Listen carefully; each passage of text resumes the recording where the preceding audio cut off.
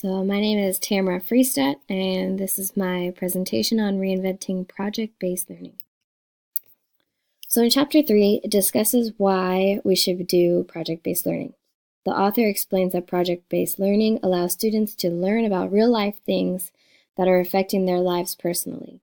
And I like how they said that we should replace the term project with the term passion. And the chapter also explains how project-based learning makes students use their higher level thinking skills. So project-based learning requires students to analyze, evaluate, and create.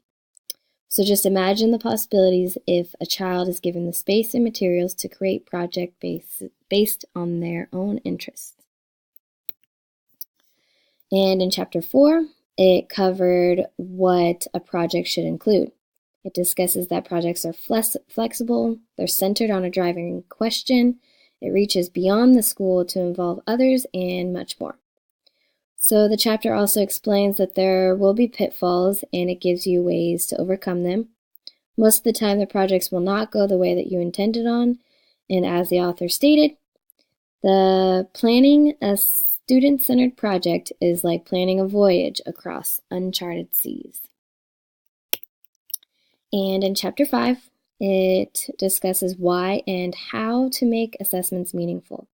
It explains that there are 2 different types of assessments that you should do with your projects.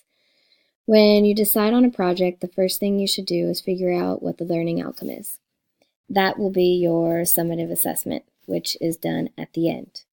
So even though the summative assessment is done at the end, the students need to have a rubric in the beginning of what the teacher expects from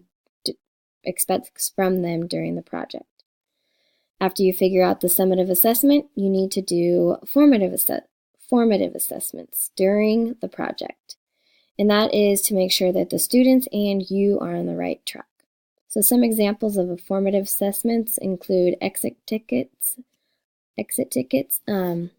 set milestones, and checklists.